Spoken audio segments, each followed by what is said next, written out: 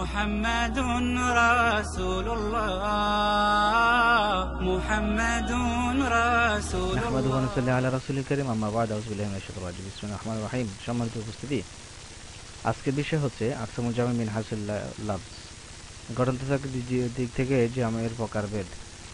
গত 19তম পর্বে আমরা আলোচনা করেছি জামু সালেম জামুল মুকাসসার। আজকে আমরা জামু সালেমের প্রকারসমূহ আলোচনা করব। এর আগে জামু সালেমের সংজ্ঞাটা একটু জেনে নিই। জামু সালেম কাকে বলে? যে জামতে ওয়াহিদের ওয়াজন ঠিক থাকে তাকে আর জামু সালেম বলে। এটা মুসলিমুন থেকে মুসলিমুনা। তাহলে আজকে আমরা আলোচনা করব আল জামু সালেমের প্রকারভেদ। জামু সালেম দুই প্রকার, আল জামুল মুকাসসার সালেম ও আল জামুল মুআন্নাস সালেম। ওয়াহিদের ওয়াজন ঠিক রেখে তার শেষে ওয়ানুন অথবা ইয়ানুন যোগ করে যে জম গঠন করা হয় তাকে আল জামুল মুযাক্কার সালেম বলে। এটি হচ্ছে জামু সালেমের প্রথম প্রকার, জামুল মুযাক্কার সালেমের প্রকারভেদ।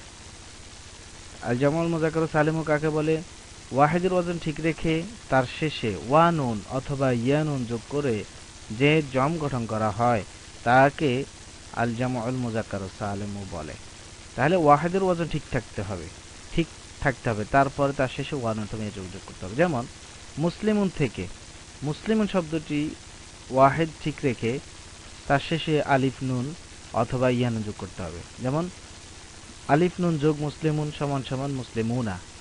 আবার মুসলিমিনা, যেমন মুসলিমুন আলি ইয়ানুন যোগ মুসলিমুন সমান সমান মুসলিমিনা। আবার হামিদুন থেকে ওয়ানুন যোগ হামিদুন সমান সমান হামিদুনা। আবার হামিদুনের সাথে ইয়ানুন যোগ করলে হামিদিনা হয়। তাহলে আমরা দেখলাম ওয়াহিদের ওয়াজন ঠিক রেখে তার শেষে ওয়ানুন অথবা ইয়ানুন যোগ করে জামু মুযাক্কার সালেম গঠন করতে হয়। এখানে আরেকটা কথা খেয়াল রাখতে হবে, জামু মুযাক্কার সালেমের শেষে যে নুনটি, এই নুনটি ফাতাহ বিশিষ্ট হবে।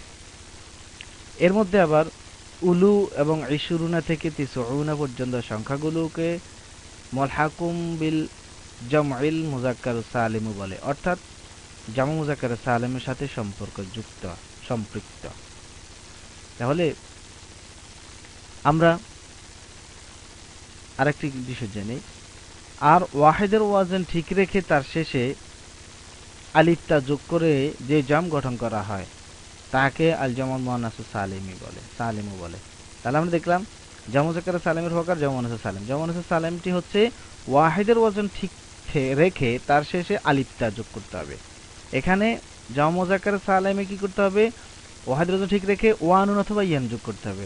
আর জামু মুআন্নাস সালেমের ক্ষেত্রে একটা বিষয় করতে হবে, সেটা হচ্ছে তার ওয়াহিদের ওয়াজন ঠিক রেখে শুধু আলিফটা যোগ করতে হবে। যেমন মুসলিমুন, এটি ওয়াহিদকে ওয়াজন ঠিক রেখে তার শেষে আলিফতা যোগ করতে হবে। মুসলিমুন যোগ আলিফতা সমান সমান মুসলিমাতুন।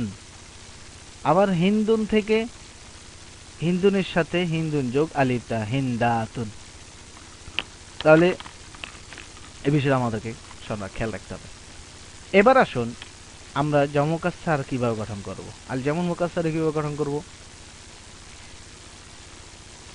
পদ্ধতি হলো 3 হারফ বিশিষ্ট ইসম থেকে আল জামুল মুকাসসার গঠন করার নির্দিষ্ট কোনো নিয়ম নেই।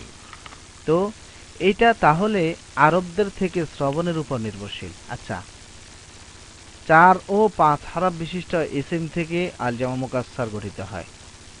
তাহলে সমাধান হলো 4 ও 5 হারফ বিশিষ্ট থেকে আল জামুল মুকাসসার গঠিত হয়। তো কিভাবে গঠন হয়? সেই 4 বা 5টি হারফ বিশিষ্ট ওয়াজন, তিনটি ওয়াজন থেকে আমরা গঠন করব আল জামুল মুকাসসার। সেটি হলো ফাআলিলুন ওয়াজনে মাসজিদুন থেকে মাসাজিদুন, ফাআলিলুন ওয়াজনে